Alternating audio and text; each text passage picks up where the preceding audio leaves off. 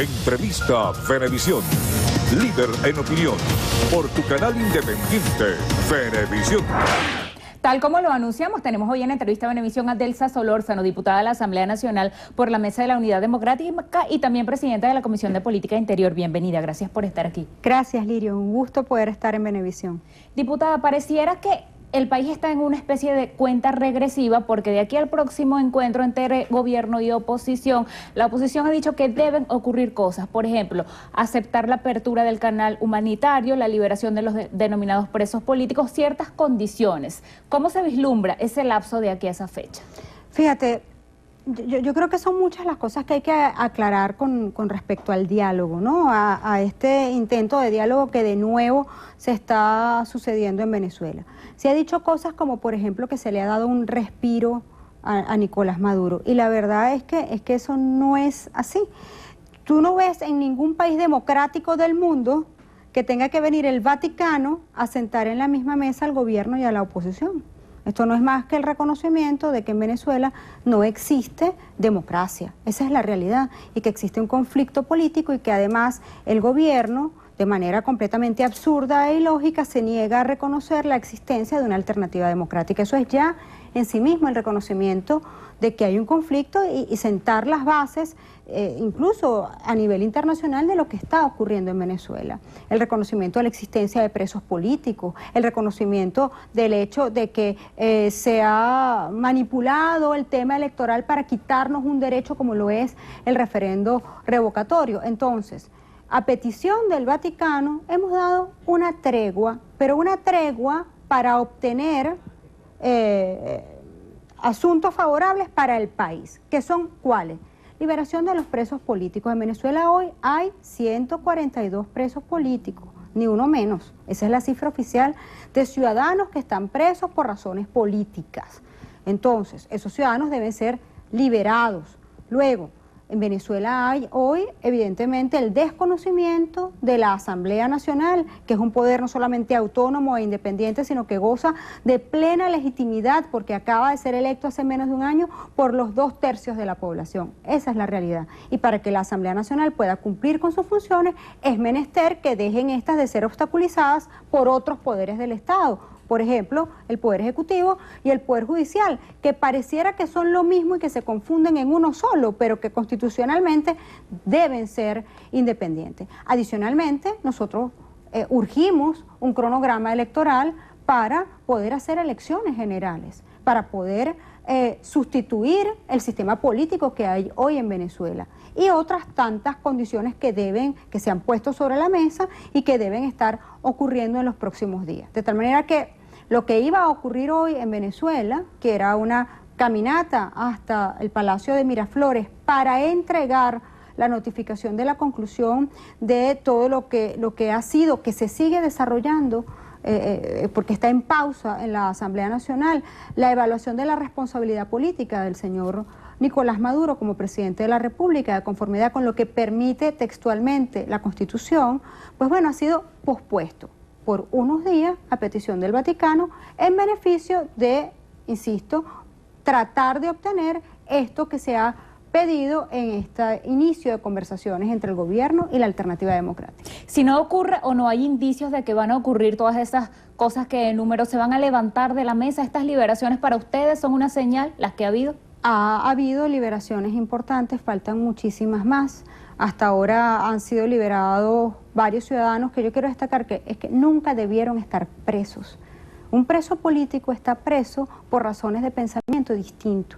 Ninguno de los que está hoy en prisión y ninguno de los que han sido liberados por distintas razones debió estar jamás en la cárcel. Estas son una señal, pero todavía faltan varias cosas que cumplir, porque además esto no se trata de un ultimátum, como ha dicho el gobierno, esto se trata de reinstitucionalizar a Venezuela. Se trata de exigirle al gobierno nacional que cumpla con sus funciones constitucionales. Se trata de exigirle al gobierno nacional que no persiga, que no encarcele, que no aprese y que reconozca los poderes del Estado. Y en este caso, al único poder autónomo e independiente con que hoy cuenta el país, que es la Asamblea Nacional.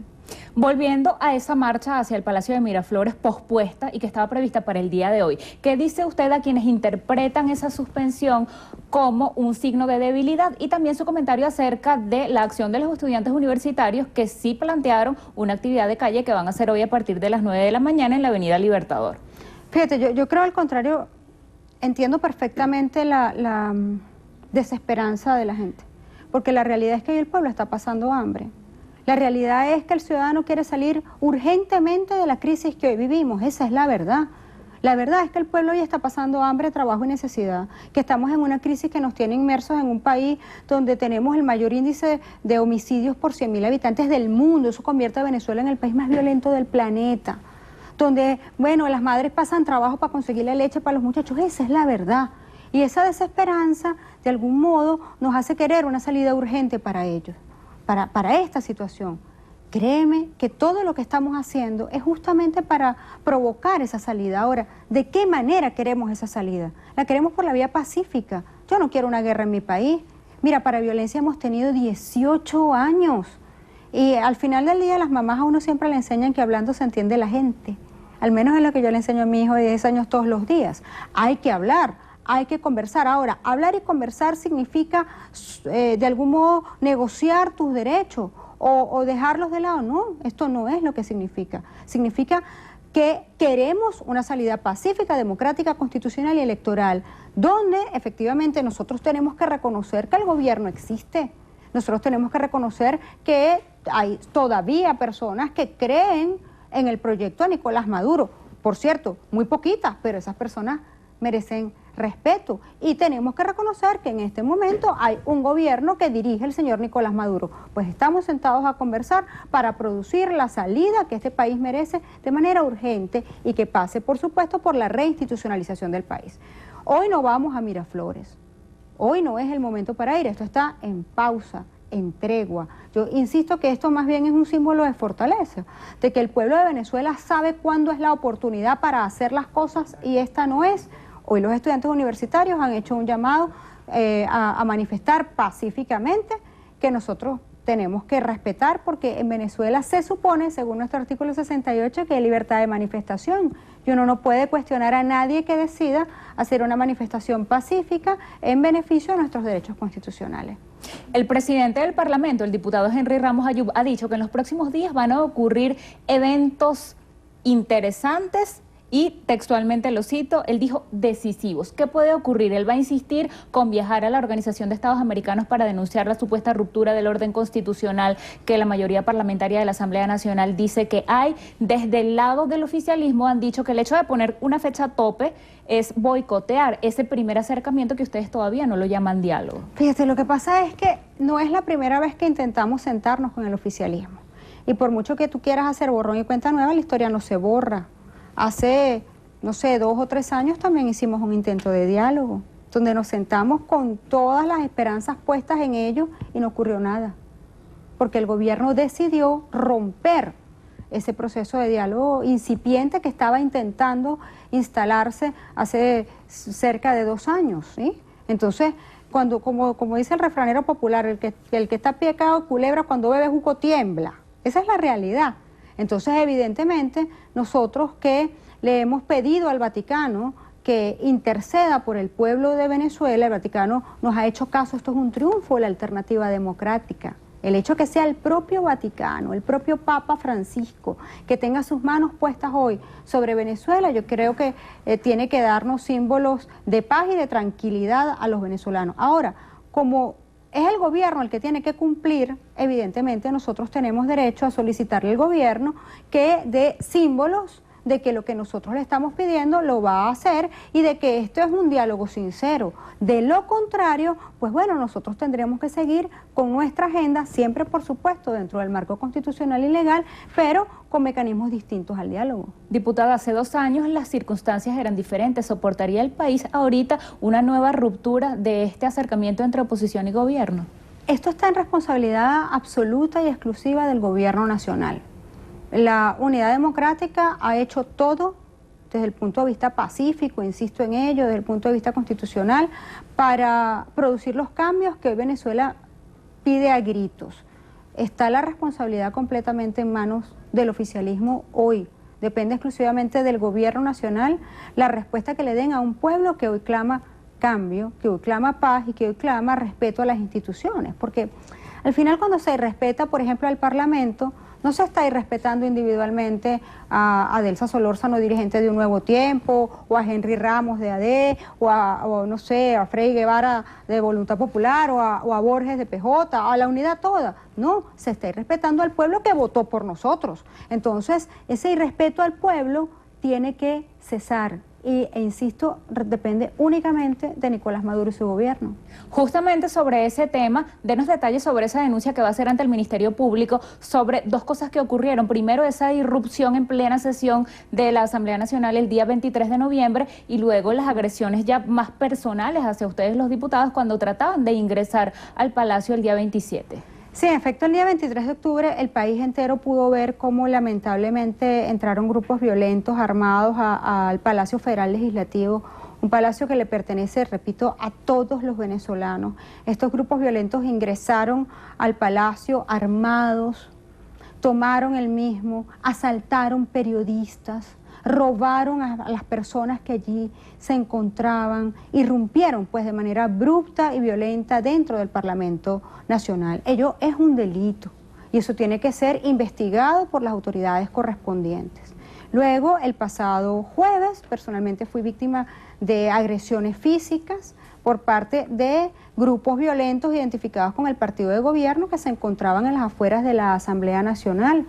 No solamente golpes con palos que portaban, sino que nos lanzaron excremento y orine. Y al resto de mis compañeros parlamentarios también se les agredió lanzándole inmundicias. Entonces, el día de ayer, en la Comisión de Política Interior, recibimos no solamente a víctimas que recibimos a diario, víctimas de las OLP, víctimas de discriminación por el otorgamiento de la bolsa de comida de los CLAP, víctimas de despidos injustificados en organismos públicos por razones de pensamiento distintos, sino que también recibimos a los parlamentarios que fueron a denunciar estos hechos de los cuales hemos sido víctimas todos y que al final del día, repito, se trata de que está agrediéndose a la voluntad ciudadana cuando se agrede al Parlamento venezolano. El día de hoy vamos a estar remitiendo oficialmente al Ministerio Público copia de las actas de la comisión del día de ayer para que proceda a abrir las investigaciones penales a que haya lugar.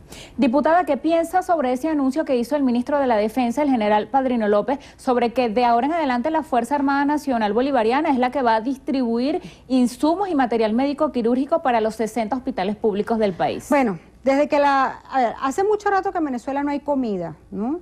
Y han designado a la Fuerza Armada Nacional para que distribuya la comida. Aquí tenemos el general Pimentón, el general Lechuga, el general Zanahoria, al final todo dirigido por el general Guizo, ¿no? Pero ahora vamos a tener el general Inyectadora y el general Algodón. La realidad es que aquí no hay nada que distribuir porque no se está produciendo nada. Y la realidad es que si usted hoy sufre porque en los hospitales públicos no hay nada, imagínese lo que va a ocurrir cuando el sistema de distribución sea el mismo que ocurre con la comida. Esto es una catástrofe. La realidad es que el país está quebrado. La realidad es que aquí se robaron los recursos de los venezolanos y que no hay con qué importar ni con qué producir. Y ello es culpa de un modelo que nosotros hoy estamos urgidos de cambiar. Es una vergüenza, además, es un irrespeto para la Fuerza Armada Nacional que, a ver, para llegar a ser militar, general, coronel, yo no conozco los rangos militares, no soy militarista por fortuna, usted tiene que estudiar mucho y tiene que prepararse mucho para que entonces usted después de que estudie tanto lo pongan a distribuir inyectadoras y algodón. Eso es un irrespeto a la majestad de la Fuerza Armada Nacional y es también un irrespeto a la sabiduría del pueblo que hoy sabe, conoce y comprende que la solución de los problemas de Venezuela no está en que usted le otorgue a la Fuerza Armada el control absoluto de los asuntos del Estado. ¿Qué consecuencias traería eso? ¿O va a traer para los pacientes que al final son quienes acuden a las instituciones de salud? Eso va a traer una mayor crisis humanitaria que la que hoy estamos viendo en Venezuela, lamentablemente. Diputada, muchas gracias por haber venido a Entrevista a Venevisión. Muchas gracias, Liria. Despedimos así a Delsa Solórzano, diputada de la Asamblea Nacional por la Mesa de la Unidad Democrática y presidenta de la Comisión de Política Interior.